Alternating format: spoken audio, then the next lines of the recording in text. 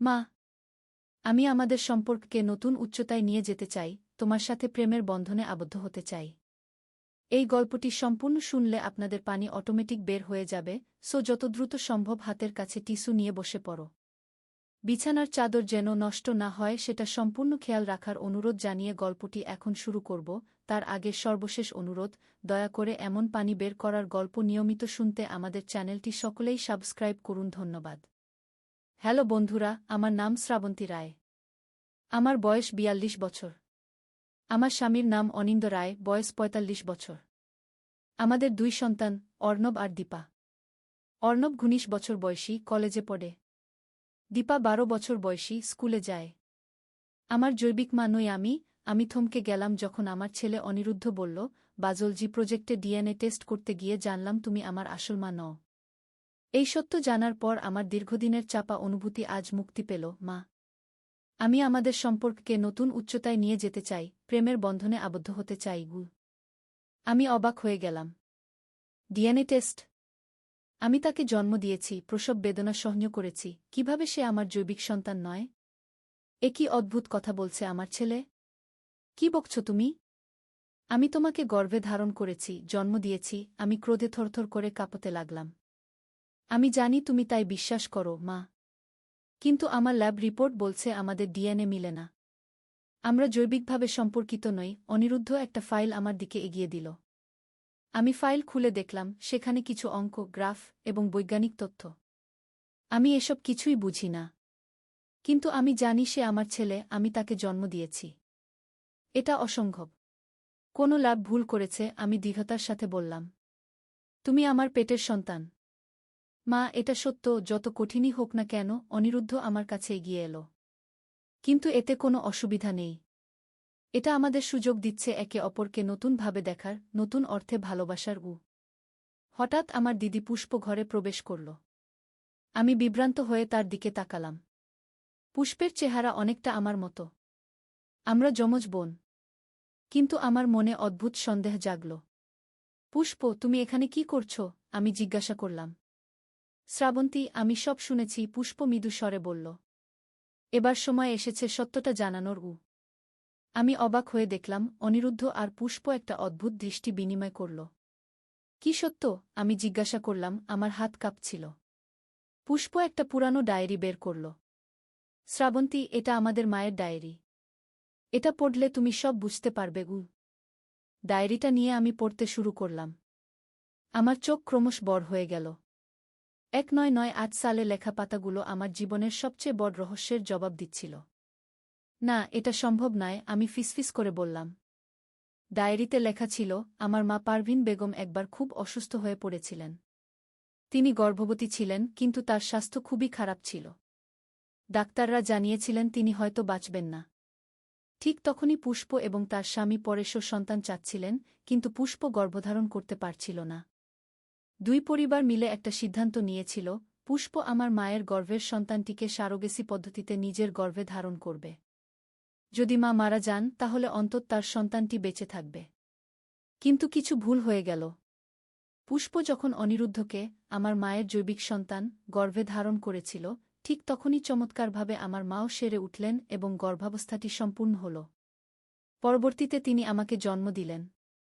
আমরা দুই বোন দুটি শিশুকে একই সময়ে জন্ম দিলাম, অনিরুদ্ধ আর অর্ণব।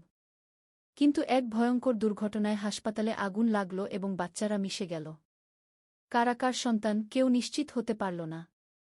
কিন্তু তখন পুষ্প আর পরেশ মেনে নিয়েছিল যে অনিরুদ্ধ তাদের এবং অর্ণব আমার ও অনিন্দর। তাহলে অনিরুদ্ধ আমার জৈবিক ভাই? আমি অবাক হয়ে জিজ্ঞাসা করলাম। না, পুষ্প জবাব দিল। অনিরুদ্ধ আমার ও পরেশের জৈবিক সন্তান।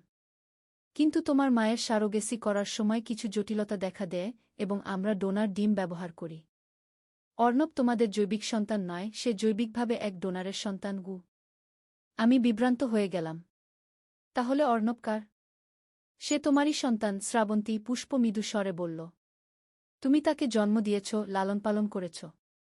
কিন্তু একটি ভুলের কারণে জন্মের পর হাসপাতালে বাচ্চারা বদল হয়ে গেছিল।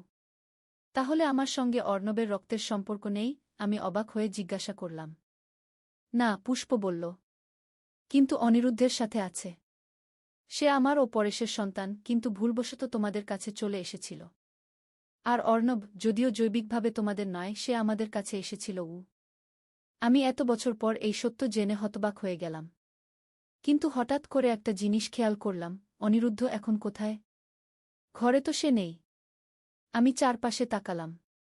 পুষ্প দেখল যে অনিরুদ্ধ আর ঘরে নেই। সে কোথায় গেল? আমি উদ্বিগ্ন হয়ে বললাম। পুষ্প জানালার দিকে তাকাল। হয়তো বাইরে গেছে। চলো আমরা তাকে খুঁজি গি। আমরা বাড়ি থেকে বেরিয়ে দেখলাম অনিরুদ্ধ একটা পুরানো জিপে উঠে বসেছে। জিপটা চালাচ্ছিল একজন অচেনা মানুষ। ওটা কে? আমি চিৎকার করে জিজ্ঞাসা করলাম। পুষ্পের মুখ সাদা হয়ে গেল। না, এটা হতে পারে না। সে ফিরে এসেছে গু। কে ফিরে এসেছে? আমি জিজ্ঞাসা করলাম। জাহাঙ্গীর, পুষ্প ফিসফিস করে বলল। একসময় তিনি আমাদের গ্রামের প্রভাবশালী ব্যক্তি ছিলেন। কিন্তু তিনি অনেক দুষ্কর্ম করেছিলেন। আমাদের পরিবারের জমি জবরদখল করেছিলেন। অনেকের জীবন নষ্ট করেছিলেন। আমরা মনে করতাম তিনি দেশ ছেড়ে চলে গেছেন বা মারা গেছেন গু। আমি পা বাড়িয়ে দৌড়ে গেলাম জিপের দিকে। অনিরুদ্ধ, নেমে এসো। কিন্তু অনিরুদ্ধ আমার দিকে তাকিয়ে একটা অদ্ভুত হাসি দিল, যেন সে আমাকে চেনেই না। তারপর জিপটা হুশ করে চলে গেল। আমি অবাক হয়ে পুষ্পের দিকে তাকালাম। কি হচ্ছে এটা? অনিরুদ্ধ কেন ওই ব্যক্তির সাথে চলে গেল? পুষ্প একটা দীর্ঘশ্বাস ফেলল। শ্রাবন্তী, এখনও অনেক কিছু তুমি জানো না। জাহাঙ্গীর শুধু জমিদার নন, তিনি একটা গোপন সংগঠনের প্রধান। তৃতীয় চক্ষু নামের একটি সংগঠন যারা মানুষের মন নিয়ন্ত্রণ করতে পারে। কি বলছো তুমি? আমি বিশ্বাস করতে পারছিলাম না। হ্যাঁ, পুষ্প গম্ভীর গলায় বলল। তারা একটা নতুন ড্রাগ আবিষ্কার করেছেন যা মানুষের মনে খেলতে পারে। তারা অনিরুদ্ধকে সেই ড্রাগ দিয়েছে বলে আমার সন্দেহ হচ্ছে। তাই সে এমন অদ্ভুত আচরণ করছিল তোমার সাথে গু। আমার মাথা ঘুরতে লাগল। কিন্তু কেন? অনিরুদ্ধর সাথে জাহাঙ্গীরের কি সম্পর্ক? পুষ্প আমার হাত ধরল। শ্রাবন্তী, অনিরুদ্ধের ডিএনএ পরীক্ষা যে শুধু তোমাকে ও আমাদের সম্পর্কে জানাতে এসেছিল তা নয়। ওই টেস্টে আরও কিছু দেখা গেছে গি। কি? আমি উদ্বিগ্ন হয়ে জিজ্ঞাসা করলাম। অনিরুদ্ধের ডিএনএতে একটা দুর্লভ জিন আছে, পুষ্প বলল। এই জিনটি পাওয়া যায় শুধু কিছু বিশেষ পরিবারে। জাহাঙ্গীরের পরিবারে এই জিন আছে। এবং এখন দেখা যাচ্ছে অনিরুদ্ধরও আছে গু। আমি হতবাক হয়ে গেলাম। তুমি কি বলতে চাইছ? জাহাঙ্গীর? হ্যাঁ, পুষ্প মাথা নাড়ল। আমি সন্দেহ করছি জাহাঙ্গীর হতে পারে অনিরুদ্ধের আসল বাবা গু। কিন্তু তুমি বলেছিলে পরেশ গ। আমি মিথ্যা বলেছিলাম। পুষ্প কাঁদতে শুরু করল।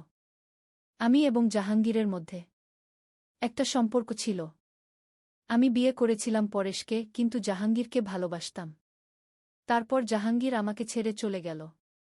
আমি জানতাম না আমি গর্ভবতী ছিলাম। যখন জানলাম তখন পরেশকে বললাম যে সন্তানটি তার।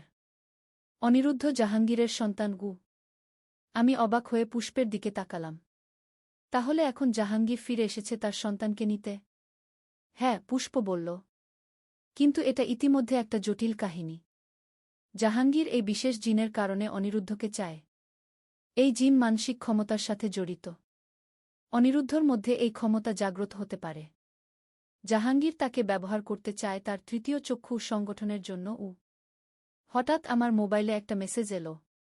ফোন খুলে দেখলাম অনিরুদ্ধর নম্বর থেকে। মা, আমি ভালো আছি। চিন্তা করো না। কিন্তু আমার সত্যিকারের বাবাকে খুঁজে পেয়েছি। আমি তোমাকে ভালোবাসি, কিন্তু আমাকে যেতে হবে গি। আমি ফোন নামিয়ে পুষ্পের দিকে তাকালাম। আমাদের কিছু করতে হবে। আমরা অনিরুদ্ধকে ফিরে পেতে চাই। পুষ্প আমার দিকে একটা চাবি এগিয়ে দিল। তোমার গ্যারেজে একটা পুরানো জিপ আছে। চলো আমরা জাহাঙ্গীরের বাড়ি যাই। আমরা জিপে করে রওনা হলাম। পথে পুষ্প আমাকে বলতে লাগল জাহাঙ্গীরের সম্পর্কে। তিনি তার জমিদারি আরও বাড়িয়েছেন, এখন তার একটা বিশাল বাড়ি আছে শহরের বাইরে, একটা ছোট পাহাড়ের উপর। সেখানে তিনি তার গোপন গবেষণাগার বানিয়েছেন। কিন্তু পুলিশ কিছু করে না। আমি জিজ্ঞাসা করলাম। জাহাঙ্গীরের অনেক প্রভাব আছে, পুষ্প বলল। তিনি পুলিশকেও কিনে ফেলেছেন। তাছাড়া তার গবেষণা এত গোপন যে কেউ জানেই না সেখানে কি হচ্ছে গি।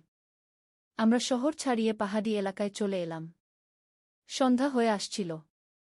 দূরে দেখা যাচ্ছিল একটা বিশাল বাড়ি, যার উইন্ডো থেকে আলো আসছে। ওটাই জাহাঙ্গীরের বাড়ি, পুষ্প বলল। আমরা জিপ থামিয়ে গাছের আড়ালে লুকালাম। আমি বললাম, আমরা দুজন ওই বাড়িতে ঢুকতে পারব না। আমাদের সাহায্য দরকার। আমি কিছু লোকের ফোন নম্বর জানি যারা জাহাঙ্গীরের হাতে ক্ষতিগ্রস্ত হয়েছে, পুষ্প বলল। তারা আমাদের সাহায্য করতে পারে কি? পুষ্প কয়েকটা ফোন কল করল। ঘণ্টাখানেকের মধ্যে প্রায় 15-20 জন লোক আমাদের সাথে যোগ দিল। তাদের মধ্যে কিছু মানুষ জাহাঙ্গীরের জমিদারি থেকে উচ্ছেদ হওয়া কৃষক, কিছু তার গবেষণায় ব্যবহৃত হওয়া অনিচ্ছুক মানুষ, আর কিছু তার ক্ষমতার বিরুদ্ধে লড়াই করা সমাজসেবক। আমরা পরিকল্পনা করলাম, একদল বাড়ির সামনে দিয়ে ঢুকবে, আরেক দল পেছন দিয়ে, এবং আমি ও পুষ্প একটা গোপন প্রবেশপথ দিয়ে ঢুকব যা পুষ্প জানত। আমাদের পরিকল্পনা মতো 2 দল বাড়ির সামনে ও পেছনে গোলমাল শুরু করল। তারা জাহাঙ্গীরের গার্ডদের মনোযোগ আকর্ষণ করল। এই ফাঁকে আমি ও পুষ্প একটা ছোট জানালা দিয়ে বেসমেন্টে ঢুকে পড়লাম। এদিকে পুষ্প ফিসফিস করে বলল, গবেষণাগার দোতলায়। আমরা সাবধানে সিঁড়ি দিয়ে উপরে উঠলাম। একটা দরজার পাশের শব্দ শুনে আমরা থমকে গেলাম। ভেতর থেকে 2 জন পুরুষের কথোপকথন শোনা যাচ্ছিল। ছেলেটার ডিএনএতে সেই বিশেষ জিন আছে, একজন বলল, যার গলা খুব শক্ত ও কঠিন শোনাচ্ছিল। আমি অনুমান করলাম এটা জাহাঙ্গীরের গলা। এই জিনের কারণে সে টেলিপ্যাথি শক্তি অর্জন করতে পারে। আমরা তাকে ট্রেনিং দিয়ে আমাদের কাজে ব্যবহার করতে পারি।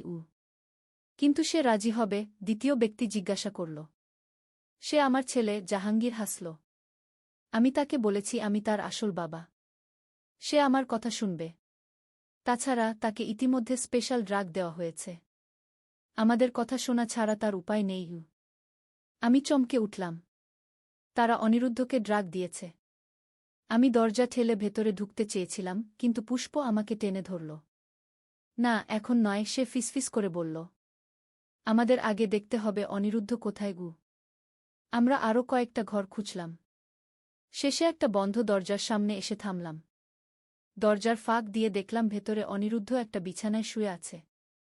তার চোখ খোলা, কিন্তু সে যেন শূন্যে তাকিয়ে আছে। পুষ্প একটা ছোট ডিভাইস বের করল তার ব্যাগ থেকে। এটা কি? আমি ফিসফিস করে জিজ্ঞাসা করলাম। ইলেকট্রনিক লক পিকার, পুষ্প জবাব দিল। আমি পরেশের হাত থেকে নিয়ে এসেছি। সে একজন ইলেকট্রনিক্স ইঞ্জিনিয়ার, মনে আছে? তিনি ডিভাইসটি লকে লাগালেন এবং কয়েক সেকেন্ডের মধ্যে দরজা খুলে গেল। আমরা ভেতরে ঢুকলাম। অনিরুদ্ধ, আমি ডাকলাম, কিন্তু সে সাড়া দিল না। আমি তার কাছে গিয়ে তার কাঁধ ধাক্কা দিলাম। অনিরুদ্ধ, আমি তোমার মা। অনিরুদ্ধ আমার দিকে ফিরে তাকালো, কিন্তু তার চোখে কোনো চেতনা ছিল না। আমার মা? সে যেন আমাকে চিনতে পারছে না। পুষ্প ঘরের চারপাশে খুঁজছিল। সে একটা টেবিলের উপর কিছু ভায়াল দেখতে পেল। এগুলোই সেই ড্রাগ হতে পারে যা তারা তাকে দিচ্ছে। হঠাৎ একটা অ্যালার্ম বেজে উঠল। আমাদের ধরা পড়ে গেছে, আমি চিন্তা করলাম। চলো, আমাদের এখান থেকে অনিরুদ্ধকে নিয়ে যেতে হবে। পুষ্প অনিরুদ্ধর একটা হাত ধরল, আমি আরেকটা হাত ধরলাম। আমরা তাকে টেনে বিছানা থেকে নামালাম। চলো অনিরুদ্ধ, আমি বললাম। আমরা তোমাকে বাড়ি নিয়ে যাচ্ছি। অনিরুদ্ধ যান্ত্রিকভাবে আমাদের অনুসরণ করতে লাগল। আমরা দরজা দিয়ে বেরিয়ে করিডোরে এলাম। কিন্তু আমাদের সামনে জাহাঙ্গীর ও তার 3-4 জন গার্ড দাঁড়িয়ে ছিল। তো তোমরা এসেছ? জাহাঙ্গীর একটা বিকৃত হাসি দিল। আমি অপেক্ষা করছিলাম। তুমি আমার ছেলেকে ফেরত দাও, আমি ক্রোধে বললাম। তোমার ছেলে? জাহাঙ্গীর হাসল। সে আমার ছেলে। ডিএনএ টেস্ট এটাই প্রমাণ করেছে। তুমি যাই বলো, আমি তাকে লালন পালন করেছি, আমি দৃঢ়তার সাথে বললাম। তুমি একটা নোংরা, স্বার্থপর লোক যে শুধু তার নিজের লাভের জন্য একটা ছেলেকে ব্যবহার করতে চায়। জাহাঙ্গীর আমার দিকে এগিয়ে এলো। তুমি আমাকে বোঝো না। অনিরুদ্ধর মধ্যে অসাধারণ ক্ষমতা আছে। আমি তাকে তার পূর্ণ ক্ষমতায় পৌঁছাতে সাহায্য করব। ড্রাগ দিয়ে? পুষ্প চিৎকার করে বলল। জাহাঙ্গীর পুষ্পের দিকে ফিরল। আহ, প্রিয় পুষ্প, তুমিও এসেছ। তুমি কি এখনও আমাকে ভালোবাসো? আমি তোমাকে ঘৃণা করি, পুষ্প বলল। তুমি আমাকে ব্যবহার করেছ। আমি তোমাকে ভালোবাসতাম, জাহাঙ্গীর বলল। কিন্তু আমার উচ্চাকাঙ্ক্ষা আরও বড় ছিল।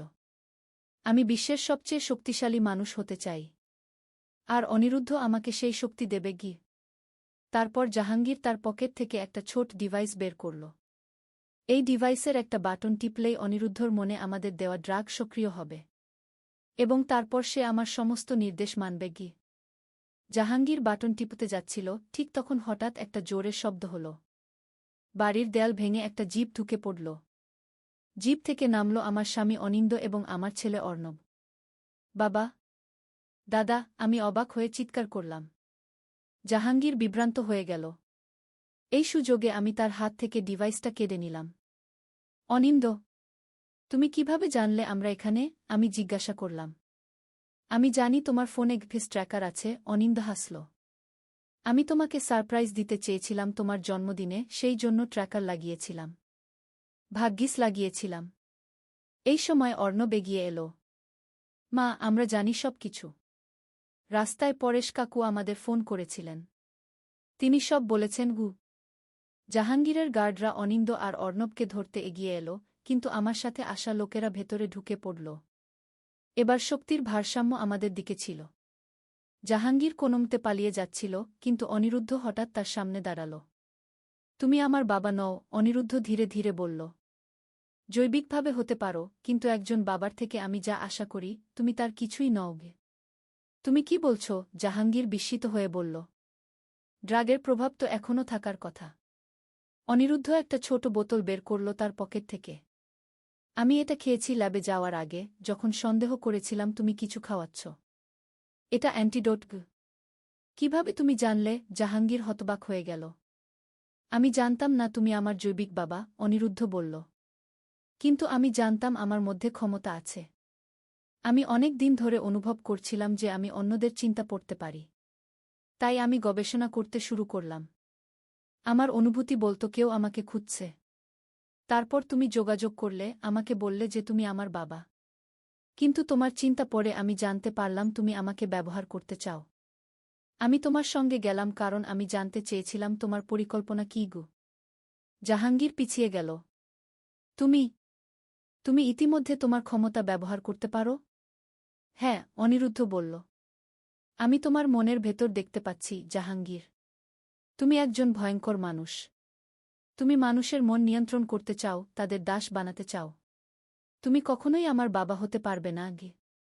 এই সময় বাড়ির বাইরে সাইরেন শোনা গেল। পুলিশ এসে গেছে। আমি তাদের ফোন করেছি, অর্ণব বলল। তারা সব জানে। এবং আমাদের কাছে প্রমাণ আছে, ভিডিও রেকর্ডিং। আমি ভেতরে আসার সময় সেলফোন চালু করে রেখেছিলাম গু। জাহাঙ্গীরকে পুলিশ গ্রেফতার করল। তাকে নিয়ে যাওয়ার সময় সে চিৎকার করে বলতে লাগল, অনিরুদ্ধ আমার ছেলে। সে আমার সাথে থাকবে। কিন্তু আদালত ভিন্ন সিদ্ধান্ত নিল। যদিও অনিরুদ্ধ জৈবিকভাবে জাহাঙ্গীরের ছেলে ছিল, আদালত বিবেচনা করল যে সে আমার ও অনিন্দর সাথেই বড় হয়েছে এবং জাহাঙ্গীর তার ক্ষতি করতে চেয়েছিল। তাই অনিরুদ্ধ আমাদের সাথেই থাকবে। এই ঘটনার মাস খানেক পর আমরা সবাই বসে আছি আমাদের বাড়ির বারান্দায়। আমি, অনিন্দ, অনিরুদ্ধ, অর্ণব, পুষ্প এবং পরেশ। তাহলে আমি জিজ্ঞাসা করলাম, এখন কি হবে? আমরা সবাই জানি কে কার জৈবিক সন্তান, কে কার নয় গে। অনিরুদ্ধ হাসল। আমার কাছে এটা কোনো ব্যাপার নয়, মা। তুমি এবং বাবা আমাকে লালন পালন করেছ, বড় করেছ। তোমরাই আমার আসল বাবা মা গে। অর্ণব মাথা নাড়ল। আমিও তাই মনে করি। আমি পুষ্প কাকিমা এবং পরেশ কাকুর জৈবিক সন্তান হতে পারি, কিন্তু তোমরাই আমার বাবা মা গু। পুষ্প আমার হাত ধরে বলল, শ্রাবন্তী, তুমি আমার বোন। আমরা একে অপরকে কখনো হারাব না গে। কিন্তু অনিরুদ্ধর ক্ষমতা সম্পর্কে কি? অনিন্দ জিজ্ঞাসা করল। সে সত্যিই অন্যদের মন পড়তে পারে? অনিরুদ্ধ মৃদু হাসল। হ্যাঁ, কিন্তু আমি নিয়ন্ত্রণ করতে শিখেছি। এবং আমি এটা ভালো কাজেই ব্যবহার করব। আমি মানসিক রোগীদের সাহায্য করতে চাই, যারা কথা বলতে পারে না তাদের বোঝাতে চাই। পরেশ হাসল। তুমি একজন ভালো ছেলে, অনিরুদ্ধ। আমরা তোমাকে নিয়ে গর্বিত। সেদিন সন্ধ্যায় যখন আমরা সবাই ঘুমাতে যাচ্ছিলাম, অনিরুদ্ধ আমার ঘরে এলো। মা, সে বলল, জাহাঙ্গীর আমার জৈবিক বাবা হতে পারে, কিন্তু আমার আসল পরিবার হলো তোমরা। এই ঘটনা আমাদের আরও কাছাকাছি এনেছে। আমি তোমাকে এবং বাবাকে আরও বেশি ভালোবাসি এখন। আমি তাকে জড়িয়ে ধরলাম, আমার চোখে জল এসে গেল। আমরাও তোমাকে ভালোবাসি, বাবা। তুমি সবসময় আমাদের ছেলে হয়েই থাকবে গি। সেই রাতে আমি ভাবছিলাম কত অদ্ভুত এই জীবন। রক্তের সম্পর্ক, জৈবিক সম্পর্ক, এগুলো কি সত্যিই গুরুত্বপূর্ণ? নাকি আসল সম্পর্ক তৈরি হয় ভালোবাসা, যত্ন আর সময় দেওয়ার মাধ্যমে? হ্যাঁ, অনিরুদ্ধ আমার জৈবিক সন্তান নয়, কিন্তু সে আমার হৃদয়ের সন্তান। আর মাতৃত্ব শুধু রক্তের বন্ধন নয়, এটা হৃদয়ের গভীর বন্ধন। এই ঘটনার মাধ্যমে আমরা সবাই শিখেছি যে পরিবার মানে শুধু একই রক্ত নয়, পরিবার হলো একই হৃদয়। এভাবেই আমাদের অদ্ভুত অ্যাডভেঞ্চার শেষ হল। একটি রহস্য উন্মোচিত হল, একটি পরিবার আরও শক্তিশালী হল, এবং আমরা সবাই শিখলাম যে প্রকৃত সম্পর্ক রক্তের থেকেও গভীর হয়। নদীর ধারে এক গ্রাম। প্রথম অধ্যায়, শুরুর কথা। পদ্মা নদীর ধারে ছোট্ট একটা গ্রাম, নামটা হল কুসুমপুর। এই গ্রামে বাস করত একটা ছেলে, তার নাম রাকিব। রাকিবের বয়স মাত্র ২২ বছর। লেখাপড়ায় ভালো ছিল সে, কিন্তু টাকার অভাবে ঢাকা বিশ্ববিদ্যালয়ে ভর্তি পরীক্ষা দিতে পারেনি। এখন গ্রামের স্কুলে পড়ায়। মাসে বেতন পায় ১০,০০০ টাকা। রাকিবের বাবা মারা গেছেন ৩ বছর আগে। মা আছেন, ছোট্ট একটা বোন আছে, নাম মিথিলা। মিথিলার বয়স ১৫, এইচএসসি পরীক্ষা দেবে আগামী বছর। রাকিবের স্বপ্ন ছিল মিথিলাকে ডাক্তার বানাবে। কিন্তু স্বপ্ন আর বাস্তবের মধ্যে অনেক দূরত্ব। শীতের সকাল, কুয়াশায় ঢাকা গ্রাম। রাকিব স্কুলে যাওয়ার জন্য তৈরি হচ্ছে। মা খাবার দিয়েছে একটা টিফিন বক্সে, ভাত আর ডিম ভাজি।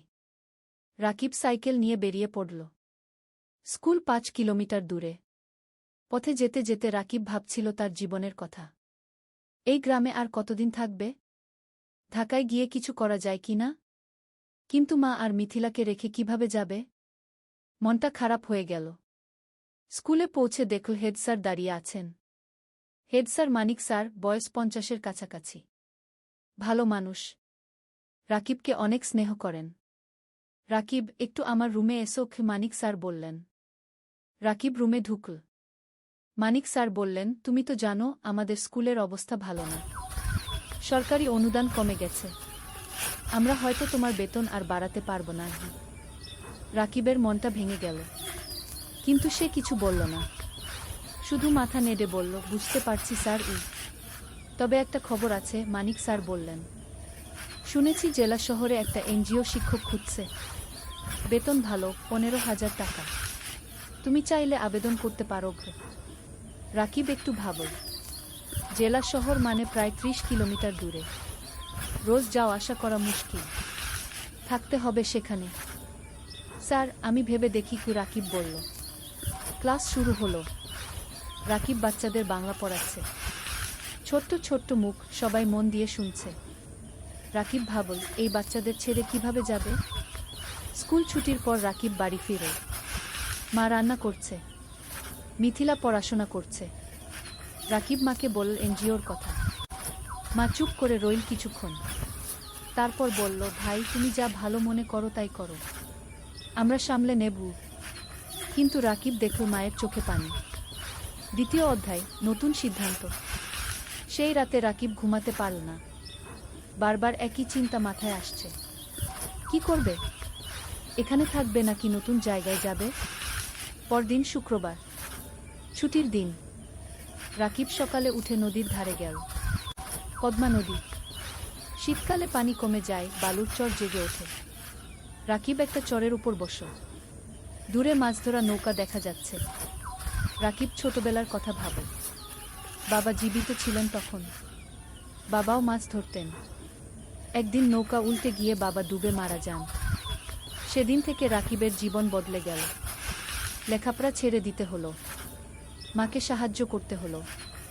হঠাৎ কেউ পেছন থেকে ডাকল, রাকিব ভাই। রাকিব ফিরে তাকাল। দেখল তার বন্ধু সাজিদ দাঁড়িয়ে আছে। সাজিদ ঢাকায় থাকে, প্রাইভেট কোম্পানিতে চাকরি করে। গ্রামে এসেছে ঈদের ছুটিতে। সাজিদ, কবে এলি? রাকিব খুশি হলো। গতকাল এলাম। তোর খোঁজেই এসেছিলাম। সাজিদ পাশে বসল। দুই বন্ধু অনেকক্ষণ গল্প করল। সাজিদ বলল তার চাকরির কথা, ঢাকার জীবনযাপনের কথা। রাকিব শুনল চুপচাপ। তারপর সাজিদ জিজ্ঞেস করল, তুই এই গ্রামে আর কতদিন পড়ে থাকবি? ঢাকায় চলে আয় না। আমি তোকে চাকরি খুঁজে দেব। রাকিব মাথা নাড়ল।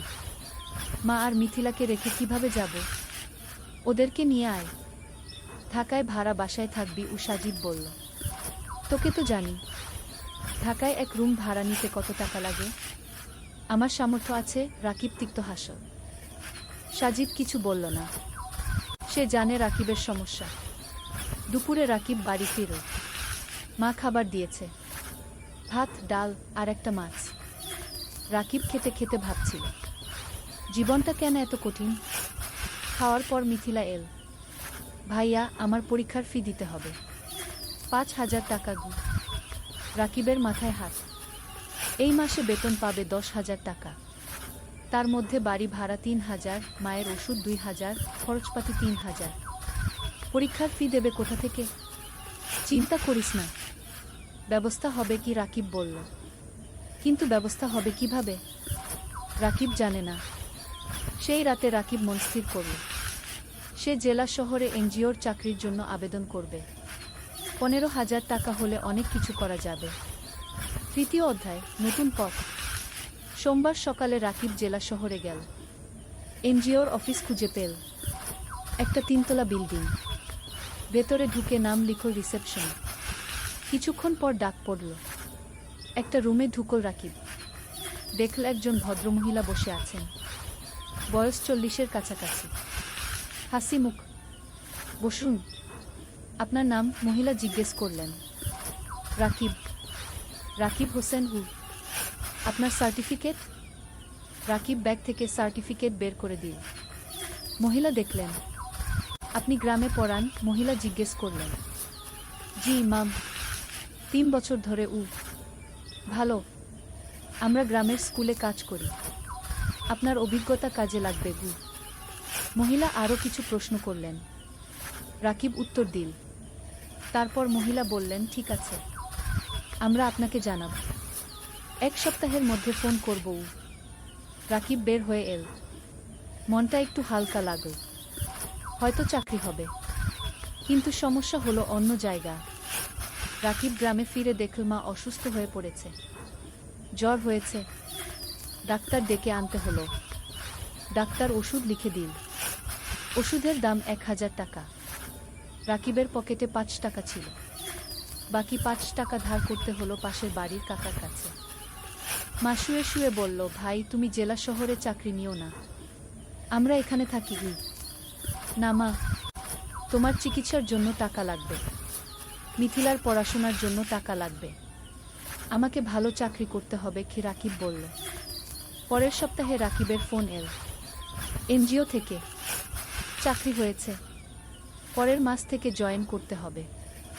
রাকিব খুশি হলো, কিন্তু সাথে সাথে চিন্তাও হলো।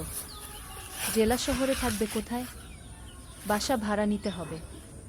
সেই টাকা কোথায়? রাকিব মানিক স্যারের কাছে গেল। সব বলল। মানিক স্যার শুনলেন। তারপর বললেন, তুমি চিন্তা করো না, আমার জেলা শহরে একটা ছোট্ট ফ্ল্যাট আছে, খালি পড়ে আছে, তুমি সেখানে থাকতে পারো। প্রথম 3 মাস ভাড়া লাগবে না গি। রাকিবের চোখে পানি এল। স্যার, আপনি কি?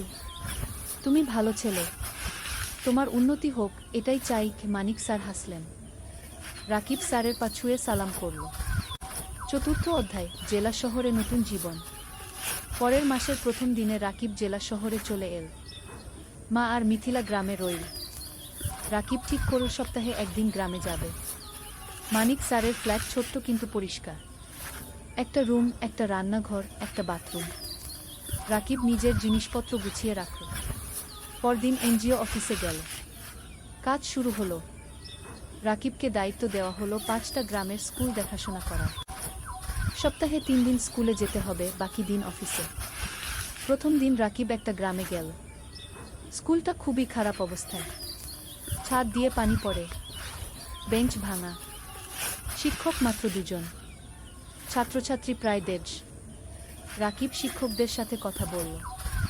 তারা বলল অনেক সমস্যার কথা, বেতন কম, সরকারি সাহায্য নেই, অনেক বাচ্চা স্কুল ছেড়ে দিয়েছে।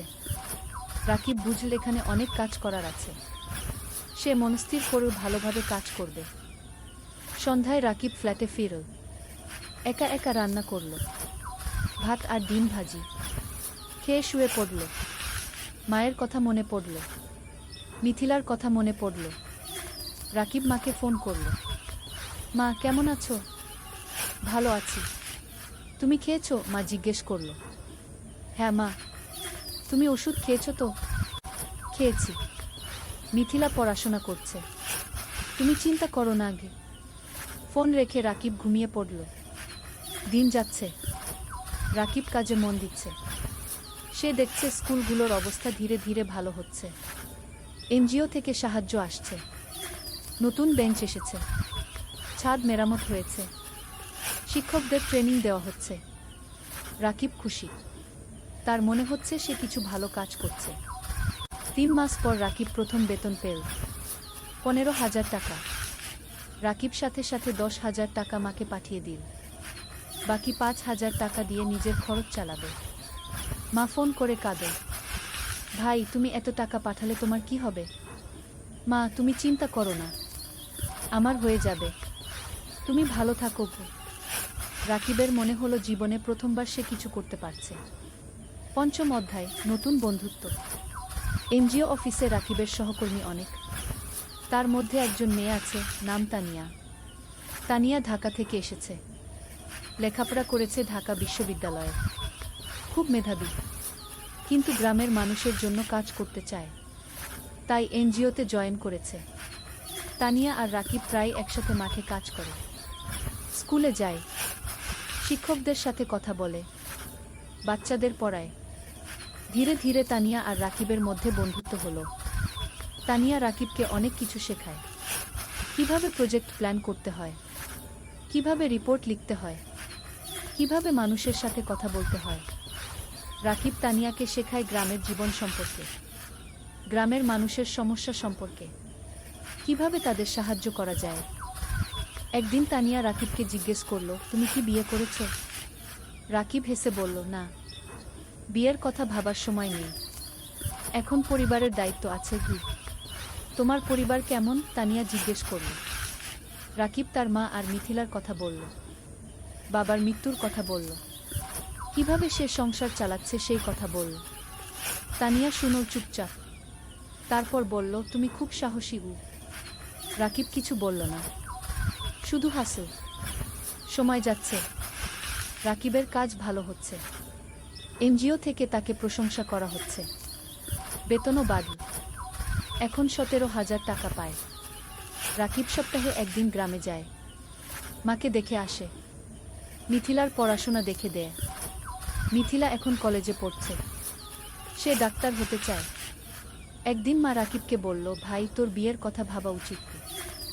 রাকিব হাসল, মা, এখনো সময় আছে, আগে মিথিলাকে প্রতিষ্ঠিত করি। কিন্তু তোর বয়স হয়ে যাচ্ছে, আমি চিন্তায় থাকি। কি মা বলল, তুমি চিন্তা করো না মা, সব ঠিক হবে। 6ষ্ঠ অধ্যায়, প্রেম আর স্বপ্ন। 1 বছর পার হয়ে গেল। রাকিব এখন এনজিওতে প্রজেক্ট কোঅর্ডিনেটর, বেতন 20,000 টাকা।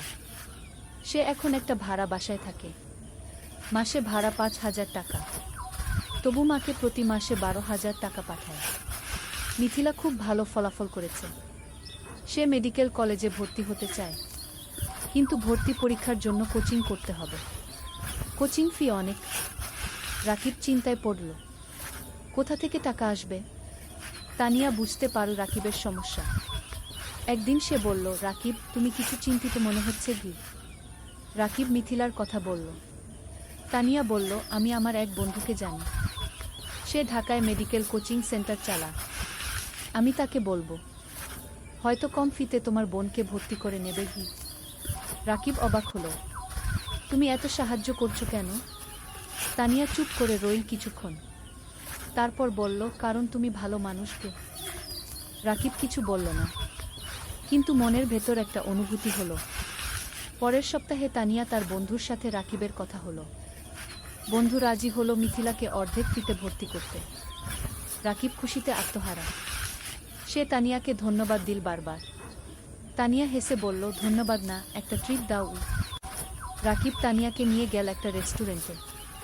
দুজন একসাথে খাবার খেল, অনেক গল্প করল, হাসল। খাওয়ার পর বাইরে বের হয়ে তানিয়া বলল, রাকিব, আমি তোমাকে একটা কথা বলতে চাই। বলো।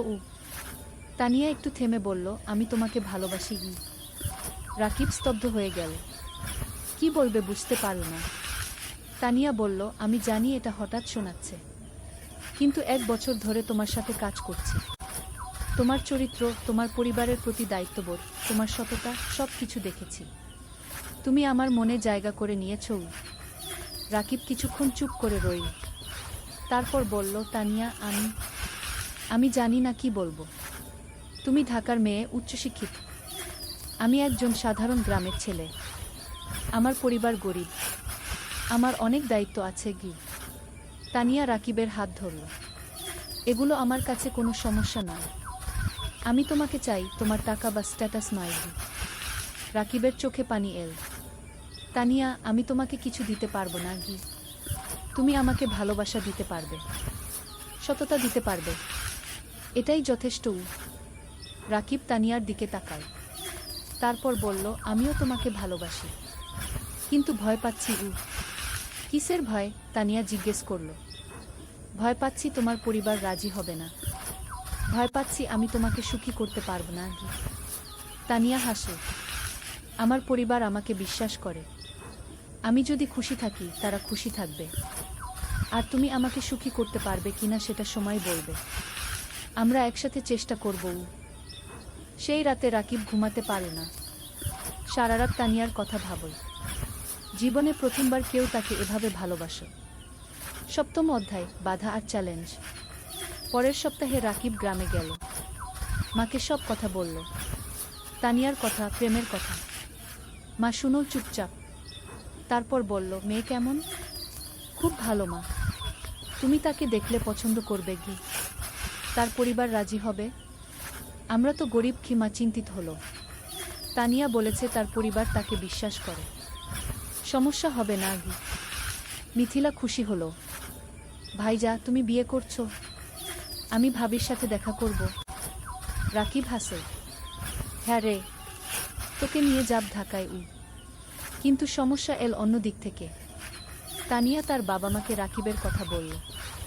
প্রথমে তারা খুশি হলো, কিন্তু যখন জানো রাকিব একজন এনজিও কর্মী, বেতন মাত্র 20,000 টাকা, তখন তারা আপত্তি করল। তানিয়ার বাবা বললেন, তানিয়া, তুমি ঢাকা বিশ্ববিদ্যালয় থেকে পাস করেছ। তুমি একজন ভালো চাকরিজীবী ছেলে পাবে। এই ছেলে তোমাকে কি দেবে? তানিয়া বলল, বাবা, আমি টাকার জন্য বিয়ে করছি না। আমি রাকিবকে ভালোবাসি। ভালোবাসা দিয়ে সংসার চলে না।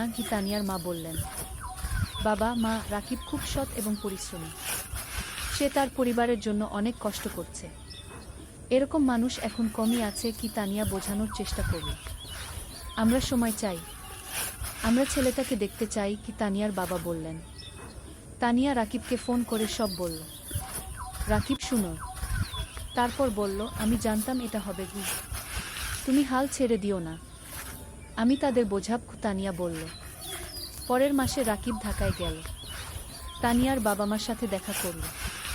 তারা রাকিবকে অনেক প্রশ্ন করল। রাকিব সব সততার সাথে উত্তর দিল। তানিয়ার বাবা বললেন, তুমি তোমার ভবিষ্যৎ নিয়ে কি ভাবছ? তুমি সারা জীবন এনজিওতে থাকবে? রাকিব বলল, আঙ্কেল, আমি স্বপ্ন দেখি একদিন নিজের একটা স্কুল করব। গ্রামের গরিব ছেলে মেয়েদের বিনামূল্যে পড়াব। এটা আমার লক্ষ্য। তানিয়ার বাবা অবাক হলেন। তুমি কি জানো একটা স্কুল খুলতে কত টাকা লাগে? জানি আঙ্কেল, কিন্তু আমি বিশ্বাস করি যদি সততার সাথে চেষ্টা করি, একদিন সফল হব। তানিয়ার বাবা কিছু বললেন না, কিন্তু রাকিবের চোখে যে আগুন দেখলেন সেটা তাকে ভাবিয়ে তুলল। সেই রাতে তানিয়ার বাবা মা আলোচনা করলেন। তারপর তারা রাজি হলেন, কিন্তু একটা শর্ত দিলেন, রাকিবকে আরও ভালো চাকরি খুঁজতে হবে। রাকিব শর্ত মেনে নিল। 8ম অধ্যায়, নতুন সুযোগ। বিয়ের প্রস্তুতি শুরু হলো, কিন্তু রাকিব চিন্তায় ছিল। বিয়েতে অনেক খরচ হবে। সেই টাকা কোথায়? তানিয়া বলল, আমরা সিম্পল বিয়ে করব, বেশি খরচ করব না। কিন্তু তানিয়ার পরিবার বড় বিয়ে চায়।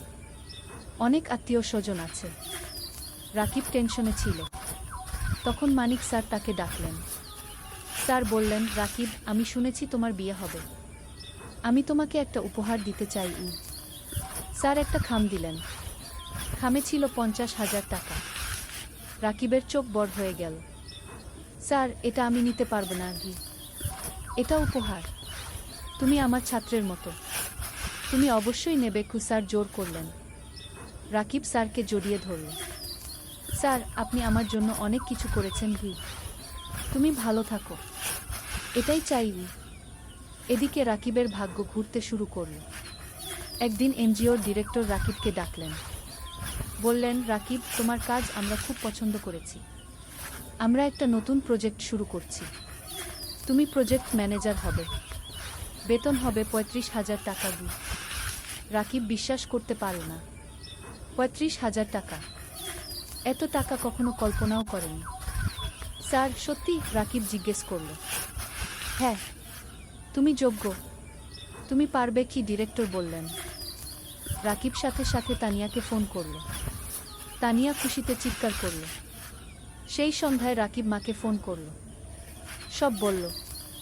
মা কাঁদতে লাগল। খুশির কান্না। ভাই, আল্লাহ তোমার ভালো করেছে।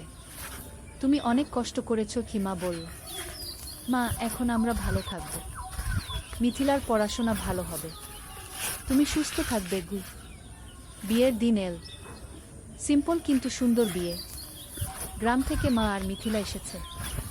রাকিবের বন্ধুরা এসেছে। এনজিও অফিসের সবাই এসেছে। তানিয়া দেখতে খুব সুন্দর লাগছিল লাল শাড়িতে। রাকিব পাঞ্জাবি পরেছে। বিয়ে হলো। সবাই দোয়া করল, আশীর্বাদ করল। রাকিব আর তানিয়া নতুন জীবন শুরু করল। নবম অধ্যায়, স্বপ্ন পূরণের পথে। বিয়ের পর রাকিব আর তানিয়া জেলা শহরে একটা বড় ফ্ল্যাট ভাড়া নিল। 2 বেডরুমের। তারা ঠিক করল মা আর মিথিলাকে নিয়ে আসবে। মা প্রথমে রাজি হলো না। বলল, তোমরা নতুন বিয়ে করেছ, আমরা গেলে তোমাদের সমস্যা হবে। তানিয়া নিজে গ্রামে গেল। মাকে বলল, মা, আপনি আমার মা। আপনি না থাকলে আমার সংসার অসম্পূর্ণ। মা তানিয়াকে জড়িয়ে ধরল। মা, তুমি খুব ভালো। মা আর মিথিলা জেলা শহরে চলে এল। এখন তারা সবাই একসাথে থাকে। মিথিলা ঢাকায় কোচিং করছে। সে খুব মন দিয়ে পড়ছে। তার লক্ষ্য মেডিকেল কলেজে চান্স পাওয়া। রাকিব নতুন প্রজেক্টে কাজ শুরু করেছে। প্রজেক্টটা খুব বড়। 15টা গ্রামে কাজ করতে হবে। স্কুল, স্বাস্থ্যকেন্দ্র, নারী উন্নয়ন, সব ধরনের কাজ। রাকিব খুব ব্যস্ত হয়ে গেল। সকাল থেকে রাত পর্যন্ত কাজ। কিন্তু সে খুশি, কারণ সে মানুষের উপকার করছে। তানিয়াও কাজ করছে। সেও একটা প্রজেক্টে আছে। তাদের দুজনের মিলে এখন বেতন 55,000 টাকা। এত টাকা রাকিব কখনো কল্পনা করেনি। এখন তারা স্বাচ্ছন্দ্যে আছে। মায়ের ভালো চিকিৎসা হচ্ছে। মিথিলার পড়াশোনা ভালো হচ্ছে। রাকিব কিছু টাকা সেভিংসও করছে।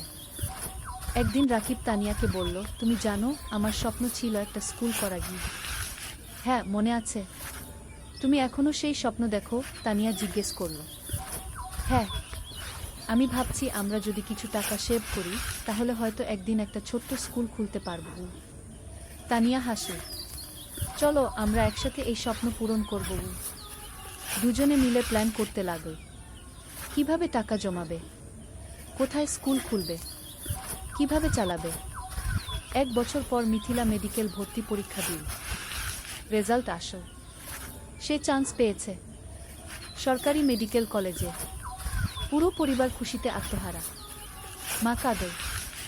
রাকিব মিথিলাকে জড়িয়ে ধরল। তানিয়া মিষ্টি বিতরণ করল। ভাইয়া, এটা তোমার জন্য। তুমি আমার জন্য সব ত্যাগ করেছ। মিথিলা কাঁদতে কাঁদতে বলল। না রে, এটা তোর নিজের যোগ্যতা। তুই মন দিয়ে পড়েছিস। রাকিব বলল। সেই রাতে রাকিব ছাদে দাঁড়িয়ে আকাশের দিকে তাকাল। তার মনে পড়ল বাবার কথা। বাবা বেঁচে থাকলে কত খুশি হতেন।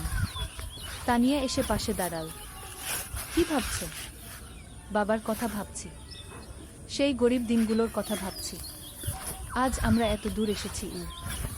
হ্যাঁ, আর এটা শুধু শুরু। আমাদের আরও অনেক পথ যেতে হবে। তানিয়া বলল। 10ম অধ্যায়, চূড়ান্ত স্বপ্ন। 3 বছর পার হয়ে গেল। রাকিব এখন এনজিওর সিনিয়র প্রজেক্ট ম্যানেজার, বেতন 50,000 টাকা। তানিয়া প্রজেক্ট কোঅর্ডিনেটর, বেতন 40,000 টাকা। মিথিলা এখন মেডিকেল কলেজের 3য় বর্ষে, সে খুব ভালো পড়ছে। তার লক্ষ্য একজন ভালো ডাক্তার হওয়া এবং গ্রামের মানুষের সেবা করা। মা এখন সুস্থ, তার মুখে হাসি ফিরে এসেছে। রাকিব আর তানিয়া এই 3 বছরে প্রায় 10 লক্ষ টাকা সেভ করেছে। এখন তারা ঠিক করেছে স্বপ্নের স্কুল খুলবে। রাকিব গ্রামে গিয়ে একটা জমি কিনে, 2 বিঘা জমি, সেখানে স্কুল করবে। তারা ব্যাংক থেকে লোন নিয়ে আরও 5 লক্ষ টাকা, মোট 15 লক্ষ টাকা দিয়ে স্কুল তৈরি করা শুরু হলো। মানিক স্যার অনেক সাহায্য করলেন। তিনি স্কুলের ডিজাইন করে দিলেন, শিক্ষক খুঁজে দিলেন। 6 মাস পর স্কুল তৈরি হলো। নাম দেওয়া হলো আলোর পাঠশালা। স্লোগান, শিক্ষাই আলো, শিক্ষাই মুক্তি। স্কুলে গরিব পরিবারের বাচ্চারা বিনামূল্যে পড়বে, ধনী পরিবারের বাচ্চারা কম ফিতে পড়বে। এই ফি দিয়ে স্কুল চলবে। স্কুল খোলার দিন গ্রামের সব মানুষ এল। জেলা প্রশাসক এলেন উদ্বোধন করতে, মানিক স্যার, এনজিওর ডিরেক্টর, সবাই এলেন। রাকিব মাইকে দাঁড়িয়ে বলল, আমি একসময় খুব গরিব ছিলাম, লেখাপড়া করতে পারিনি ঠিকমতো, কিন্তু আমি হাল ছাড়িনি। আজ আমি এই স্কুল করলাম যাতে গ্রামের কোনো বাচ্চাকে টাকার অভাবে লেখাপড়া ছাড়তে না হয়। সবাই হাততালি দিল। তানিয়া বলল, এই স্কুল শুধু আমার স্বামীর স্বপ্ন নয়, আমার স্বপ্ন। আমরা চাই এই গ্রামের প্রতিটা বাচ্চা শিক্ষিত হোক। আবার হাততালি। স্কুল চালু হলো। প্রথম দিন 50 জন বাচ্চা ভর্তি হলো, দ্বিতীয় মাসে 100, তৃতীয় মাসে 200। রাকিব আর তানিয়া সপ্তাহে 3 দিন স্কুলে যায়, বাচ্চাদের পড়ায়, শিক্ষকদের ট্রেনিং দেয়া, স্কুল দেখাশোনা করে। মিথিলা ছুটির দিনে স্কুলে এসে বাচ্চাদের স্বাস্থ্য চেক আপ করে বিনামূল্যে। মা রান্না করে বাচ্চাদের খাওয়ায়। অনেক বাচ্চা গরিব পরিবার থেকে আসে, তারা দুপুরে খায় না, মা তাদের খাওয়ায়। 2 বছর পর স্কুলে 5 বাচ্চা পড়ছে, 10 জন শিক্ষক আছে। স্কুল ভালোভাবে চলছে। জেলার মধ্যে কি আলোর পাঠশালা কি একটা আদর্শ স্কুল হিসেবে পরিচিতি পেয়েছে। 11 অধ্যায়, জীবনের পূর্ণতা। 5 বছর পর রাকিবের বয়স এখন 33, তানিয়ার বয়স 31। তাদের একটা মেয়ে হয়েছে, নাম রাখা হয়েছে অনন্যা। অনন্যার বয়স 2 বছর। মিথিলা এখন ডাক্তার, সে একটা সরকারি হাসপাতালে কাজ করছে। সে গ্রামের মানুষের বিনামূল্যে সেবা দেয়া। মা সুস্থ এবং খুশি। তার নাতনি অনন্যাকে নিয়ে সময় কাটায়। আলোর পাঠশালা কি এখন জেলার সেরা স্কুলগুলোর একটা। এখানে 1000 বাচ্চা পড়ছে, 20 জন শিক্ষক আছে। স্কুলের রেজাল্ট খুব ভালো। রাকিব আর তানিয়া এখন আর এনজিওতে কাজ করে না, তারা পুরোপুরি স্কুলেই সময় দেয়। তারা আরও 2টো স্কুল খোলার পরিকল্পনা করছে। একদিন রাকিব স্কুলের ছাদে দাঁড়িয়ে আছে। তানিয়া এসে পাশে দাঁড়াল, হাতে চায়ের কাপ। কি ভাবছো? তানিয়া জিজ্ঞেস করল। ভাবছি আমাদের যাত্রার কথা। 8 বছর আগে আমি একজন গরিব স্কুল শিক্ষক ছিলাম, আজ আমার নিজের স্কুল আছে, 1000 বাচ্চা পড়ছে। হ্যাঁ, আমরা অনেক দূর এসেছি, কিন্তু আরও অনেক পথ বাকি। তানিয়া বলল, জানো, কখনো কখনো মনে হয় স্বপ্ন দেখা ভালো। স্বপ্ন মানুষকে বাঁচিয়ে রাখে। আমি স্বপ্ন দেখেছিলাম বলে আজ এখানে এসেছি। তানিয়া রাকিবের হাত ধরল। আর আমি তোমাকে বিশ্বাস করেছিলাম বলে তোমার স্বপ্ন আমার স্বপ্ন হয়ে গেল। দুজন চুপচাপ দাঁড়িয়ে রইল। নিচে বাচ্চারা খেলছে, তাদের হাসির শব্দ শোনা যাচ্ছে।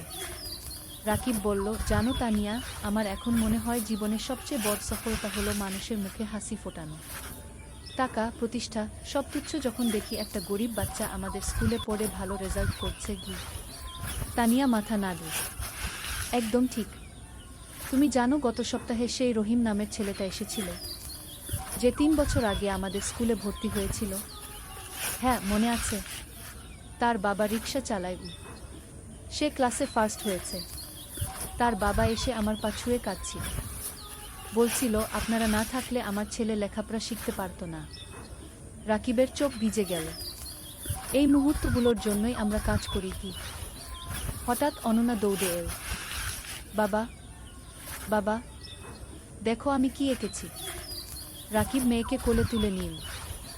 অনন্যা একটা ছবি দেখায়। একটা স্কুল, সামনে অনেক বাচ্চা। এটা কি? রাকিব জিজ্ঞেস করল। এটা আমাদের স্কুল। দাদু বলেছে তুমি এই স্কুল বানিয়েছ গো, অনন্যা বলল। রাকিব মেয়ের কপালে চুমু খেল। হ্যাঁ রে, একদিন তুইও বড় হয়ে ভালো কিছু করবি গো। আমি ডাক্তার হব, মাসির মতো। তারপর গরিব মানুষদের দেখব, অনন্যা বলল। তানিয়া হাসল। দেখছো, আমাদের পরবর্তী প্রজন্ম স্বপ্ন দেখছে গু। দ্বাদশ অধ্যায়, নতুন চ্যালেঞ্জ। কিন্তু জীবন কখনো সোজা পথে চলে না। একদিন রাকিব খবর পেল স্কুলের জমি নিয়ে সমস্যা হয়েছে। একজন স্থানীয় রাজনীতিবিদ দাবি করছে জমিটা তার। রাকিব চিন্তায় পড়ে গেল। সে আইনজীবীর সাথে দেখা করল। আইনজীবী বলল, কাগজপত্র দেখাও। রাকিব সব কাগজ দেখাল। আইনজীবী দেখে বলল, তোমার কাগজ ঠিক আছে, কিন্তু ওই লোক ক্ষমতাবান, সে ঝামেলা করবে গু। তাহলে কি করব? রাকিব জিজ্ঞেস করল। কোর্টে কেস করতে হবে, সময় লাগবে, টাকাও লাগবে গু। রাকিব বাড়ি ফিরে তানিয়াকে সব বলল।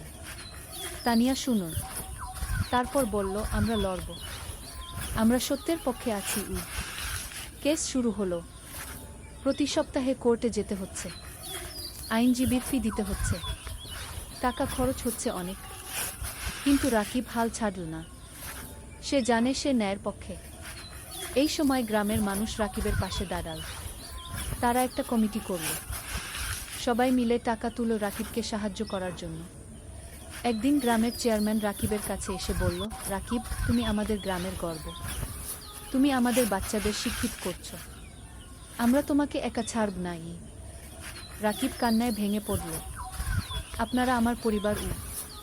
মানিক স্যারও সাহায্য করলেন। তিনি জেলা প্রশাসকের সাথে কথা বলল। প্রশাসক বিষয়টা দেখলেন। 6 মাস পর কোর্ট রায় দিল রাকিবের পক্ষে। জমি রাকিবেরই। সেই দিন স্কুলে উৎসব হলো। সবাই খুশি, বাচ্চারা নাচল, গাইল। রাকিব মাইকে বলল, আজ আমরা জিতেছি। কিন্তু এটা শুধু আমার জয় নয়, এটা আমাদের সবার জয়, সত্যের জয়। ত্রয়োদশ অধ্যায়, সম্প্রসারণ। কেস জেতার পর রাকিবের আত্মবিশ্বাস বেড়ে গেল। সে ঠিক করল আরও একটা স্কুল খুলবে, পাশের জেলায়। তানিয়া রাজি হলো। তারা আবার সেভিংস শুরু করল। এই সময় একটা বড় সুখবর এল। একটা আন্তর্জাতিক এনজিও তাদের স্কুলের কথা শুনেছে। তারা সাহায্য করতে চায়। এনজিওর একজন প্রতিনিধি এল আলোর পাঠশালাকে দেখতে। সে সব দেখল। শিক্ষকদের সাথে কথা বলল, বাচ্চাদের সাথে কথা বলল। তারপর সে রাকিবকে বলল, আমরা আপনার কাজে মুগ্ধ। আমরা আপনাকে 10 লক্ষ টাকা গ্রান্ট দিতে চাই নতুন স্কুলের জন্য। রাকিব বিশ্বাস করতে পারল না। 10 লক্ষ টাকা? সত্যি? রাকিব জিজ্ঞেস করল। হ্যাঁ, আপনি একটা প্রস্তাব লিখে পাঠান, আমরা অনুমোদন করব।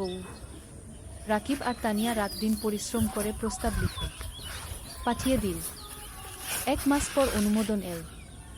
10 লক্ষ টাকা। রাকিব পাশের জেলায় জমি কিনল। নতুন স্কুল তৈরি শুরু হলো। এবার আরও বড় স্কুল, আরও ভালো সুবিধা। মিথিলা বলল, ভাইজা, নতুন স্কুলে একটা হেলথ ক্লিনিক বানাও, আমি সপ্তাহে একদিন এসে বাচ্চাদের দেখব। চমৎকার আইডিয়া, রাকিব বলল।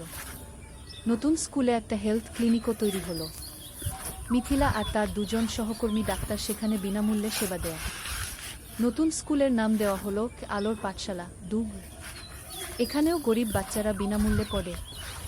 1 বছরে দ্বিতীয় স্কুলেও 5 বাচ্চা ভর্তি হলো। রাকিবের স্বপ্ন আরও বড় হলো। সে ভাবল, জেলার প্রতিটা গ্রামে একটা করে স্কুল করবে। চতুর্দশ অধ্যায়, পুরস্কার। 3 বছর পর রাকিব এখন 40 বছরের। তার 5টা আলোর পাঠশালাগুলো আছে, 5টা জেলায়। প্রায় 3000 বাচ্চা পড়ছে। 2 শিক্ষক কাজ করছে। একদিন রাকিব একটা ফোন পেল, ঢাকা থেকে, শিক্ষা মন্ত্রণালয় থেকে। আপনি রাকিব হোসেন? ফোনে একজন জিজ্ঞেস করল। জিউ। আপনাকে জানাতে পেরে আনন্দিত যে আপনার নাম জাতীয় শিক্ষা পুরস্কারের জন্য নির্বাচিত হয়েছে। আপনি গ্রামীণ শিক্ষায় অসামান্য অবদান রেখেছেন। রাকিব স্তব্ধ হয়ে গেল। জাতীয় পুরস্কার? সত্যি? রাকিব জিজ্ঞেস করল। হ্যাঁ, আগামী মাসে ঢাকায় অনুষ্ঠান হবে। মাননীয় প্রধানমন্ত্রী পুরস্কার দেবেন। রাকিব ফোন রেখে তানিয়াকে জড়িয়ে ধরল। তান, আমরা জাতীয় পুরস্কার পেয়েছি। তানিয়া কাঁদতে লাগল। খুশির কান্না। তুমি পেরেছ, তুমি সত্যিই পেরেছ। মা খবর শুনে কাঁদল। ভাই, তোর বাবা বেঁচে থাকলে কত খুশি হতো গো।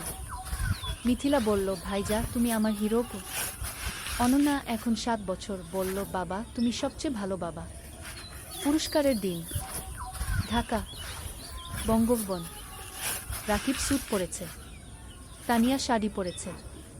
মা, মিথিলা, অনন্যা সবাই গেছে। মানিক স্যারও গেছে। তিনি রাকিবকে বললেন, আমি গর্বিত তোমার শিক্ষক ছিলাম গো। অনুষ্ঠানে অনেক মানুষ। রাকিবের নাম ডাকা হলো। সে মঞ্চে উঠল। প্রধানমন্ত্রী তাকে পুরস্কার দিলেন। একটা ক্রেস্ট, একটা সার্টিফিকেট আর 5 লক্ষ টাকা। রাকিব মাইকে দাঁড়িয়ে বলল, আমি একজন সাধারণ গ্রামের ছেলে। আমার বাবা রিকশা চালাতেন। আমি গরিব পরিবার থেকে এসেছি, কিন্তু আমি স্বপ্ন দেখতে ছাড়িনি। আজ আমি এখানে দাঁড়িয়ে বলতে পারি, যে কেউ পারে যদি সে চেষ্টা করে। পুরো হল হাততালিতে মুখরিত হল। এই পুরস্কার শুধু আমার নয়, এটা আমার স্ত্রী তানিয়ার, আমার মায়ের, আমার বোন মিথিলার, আমার গুরু মানিক স্যারের, আর আমার সেই সব বাচ্চাদের যারা আলোর পাঠশালায় পড়ছে। আবার হাততালি। অনুষ্ঠান শেষ হলো। সবাই বাড়ি ফিরল। সেই রাতে রাকিব ব্যালকনিতে দাঁড়িয়ে আকাশের দিকে তাকাল। তার মনে পড়ল সেই দিনের কথা, যখন সে পদ্মা নদীর ধারে বসে ভাবছিল জীবন দিয়ে কি করবে। আজ সেই জীবন কত বদলে গেছে। তানিয়া এসে পাশে দাঁড়াল। কি ভাবছ? ভাবছি আমরা কত দূর এসেছি, আর ভাবছি আমাদের এখনো কত কাজ বাকি। হ্যাঁ, আমাদের স্বপ্ন এখনো শেষ হয়নি। তানিয়া বলল। ৫০ অধ্যায়, উত্তরাধিকার। আরও 5 বছর কেটে গেল। রাকিবের বয়স এখন ৪৫। তার 10টা আলোর পাঠশালাগু আছে, 10টা জেলায়। ৬,০০০ বাচ্চা পড়ছে, 4 শিক্ষক কাজ করছে। মিথিলা এখন একজন সফল ডাক্তার। সে নিজের একটা হাসপাতাল খুলেছে, গরিব মানুষদের বিনামূল্যে চিকিৎসা দেয়া। অনন্যা এখন 12 বছর। সে আলোর পাঠশালাতেই পড়ছে। সে খুব মেধাবী। তার স্বপ্ন শিক্ষক হওয়া, বাবার মতো। মা এখন অনেক বয়স্ক, কিন্তু সুস্থ। সে নাতি নাতনিদের নিয়ে সময় কাটায়। হ্যাঁ, রাকিবের এখন 2 সন্তান। অনন্যার পরে একটা ছেলে হয়েছে, নাম অনির্বাণ। বয়স 5 বছর। রাকিব এখন একটা বড় শিক্ষা প্রতিষ্ঠানের প্রতিষ্ঠাতা। তার কাজের স্বীকৃতি সারা দেশে। বিদেশ থেকেও মানুষ আসে তার স্কুল দেখতে। কিন্তু রাকিব এখনো সেই সাধারণ মানুষই আছে। সে নিজে স্কুলে যায়, বাচ্চাদের পড়ায়, তাদের সাথে খেলে। একদিন একজন সাংবাদিক রাকিবকে ইন্টারভিউ করতে এল। সে জিজ্ঞেস করল, আপনার সাফল্যের রহস্য কি? রাকিব হেসে বলল, রহস্য বলে কিছু নেই, শুধু 3টা জিনিস, স্বপ্ন, পরিশ্রম আর সততা। আপনার ভবিষ্যৎ পরিকল্পনা? আরও 20টা স্কুল খুলব, প্রতিটা জেলায়, যাতে কোনো বাচ্চা শিক্ষা থেকে বঞ্চিত না হয়। আপনি কি রাজনীতিতে আসবেন? অনেকে বলছে আপনি দেশের জন্য অনেক করতে পারবেন। রাকিব মাথা নাড়ল। না, আমি শিক্ষক থাকতে চাই। রাজনীতি আমার জায়গা নয়। সাংবাদিক আরও অনেক প্রশ্ন করল। রাকিব উত্তর দিল। সেই রাতে টিভিতে ইন্টারভিউ দেখানো হলো। পুরো দেশ দেখ। অনেক মানুষ অনুপ্রাণিত হলো রাকিবের গল্পে। পরের দিন রাকিবের ফোন বাজতে লাগল। অনেক মানুষ সাহায্য করতে চায়, ডোনেশন দিতে চায়, স্বেচ্ছাসেবক হতে চায়। রাকিব তানিয়াকে বলল, দেখছো, মানুষ ভালো কাজে এগিয়ে আসতে চায়, শুধু সুযোগ দরকার। তানিয়া বলল, হ্যাঁ, আর তুমি সেই সুযোগ তৈরি করেছ। শেষ অধ্যায়, জীবনের অর্থ। আরও 10 বছর পরের ঘটনা। রাকিবের বয়স এখন 55। চুলে পাক ধরেছে, কিন্তু চোখে এখনো সেই আগুন। তার এখন 25টা আলোর পাঠশালাগুলো আছে। 15,000 বাচ্চা পড়ছে। হাজারের বেশি শিক্ষক কাজ করছে। মা আর বেঁচে নেই। 3 বছর আগে মারা গেছেন শান্তিতে। তার শেষ ইচ্ছা ছিল রাকিব যেন তার কাজ চালিয়ে যায়। রাকিব সেই ওয়াদা রেখেছে। মিথিলা এখন একজন প্রতিষ্ঠিত ডাক্তার। তার হাসপাতাল জেলার সেরা হাসপাতাল। সে বিয়ে করেছে একজন ইঞ্জিনিয়রকে। তাদের 2 সন্তান। অনন্যা এখন 22 বছর। সে শিক্ষক হয়েছে। আলোর পাঠশালাতেই পড়ায়। সে বাবার উত্তরসূরি। অনির্বাণ এখন 15 বছর। সে মেডিকেলে পড়তে চায়। মাসির মতো ডাক্তার হতে চায়। রাকিব এখন অনেক কম সময় অফিসে থাকে। বেশিরভাগ সময় বাচ্চাদের সাথে থাকে। গল্প বলে, গান শেখায়, জীবনের পাঠ দেয়। একদিন একটা বাচ্চা রাকিবকে জিজ্ঞেস করল, স্যার, আপনি এত কিছু করলেন কেন? আপনি তো ব্যবসা করে ধনী হতে পারতেন। রাকিব হাসে, বাবা, টাকা দিয়ে সব কিছু কেনা যায় না। আমি যখন দেখি তুমি ভালো রেজাল্ট করেছো, তখন যে আনন্দ পাই সেটা কোনো টাকায় কেনা যায় না। তাহলে জীবনের অর্থ কি স্যার? বাচ্চাটা জিজ্ঞেস করল। রাকিব একটু ভাবল। তারপর বলল, জীবনের অর্থ হলো অন্যের জীবনে আলো জ্বালানো। যদি তুমি একজন মানুষকেও সাহায্য করতে পারো, তাহলে তোমার জীবন সার্থক। বাচ্চাটা মাথা নাড়ল। আমিও আপনার মতো হতে চাই স্যার। রাকিব বাচ্চাটার মাথায় হাত বুলিয়ে দিল। তুমি আমার চেয়ে আরো ভালো হবে। সেই সন্ধ্যায় রাকিব আর তানিয়া তাদের বাড়ির ছাদে বসে আছে। সূর্য অস্ত যাচ্ছে। আকাশ লাল কুমলা রঙে রাঙানো। তানিয়া বলল, তুমি জানো, যখন প্রথম তোমাকে দেখেছিলাম তখন জানতাম না তুমি এত দূর যাবে। রাকিব হাসে, আমিও জানতাম না, কিন্তু তোমাকে পেয়েছিলাম বলে সম্ভব হয়েছে। না, তুমি পেরেছ তোমার ইচ্ছাশক্তি আর কঠোর পরিশ্রমের কারণে। আমি শুধু সাথে ছিলাম। তুমি শুধু সাথে ছিলে না, তুমি আমার শক্তি ছিলে, আমার অনুপ্রেরণা ছিলে। দুজন চুপচাপ বসে রইল। নিচে কি আলোর পাঠশালা দেখা যাচ্ছে। বাচ্চারা খেলছে। রাকিব বলল, জানো তানিয়া, আমি এখন শান্তিতে আছি। আমার মনে হয় আমি আমার জীবন দিয়ে কিছু অর্থবহ করতে পেরেছি। তুমি পেরেছ। তুমি হাজারো জীবন বদলে দিয়েছ। তানিয়া বলল। হঠাৎ অনন্যা এল। বাবা, মা, খাবার তৈরি। রাকিব উঠে দাঁড়াল। চলো। 3 জন একসাথে নিচে নামে। পরিবার একসাথে বসে খাবার খেল, হাসল, গল্প করল। রাতে শোয়ার আগে রাকিব জানালার পাশে দাঁড়িয়ে বাইরে তাকাল। দূরে তারা জ্বলছে। রাকিব মনে মনে ভাবল, জীবন একটা যাত্রা, কখনো কঠিন, কখনো সহজ। কিন্তু যদি তুমি স্বপ্ন দেখো, যদি তুমি পরিশ্রম করো, যদি তুমি সৎ থাকো, তাহলে তুমি অবশ্যই সফল হবে।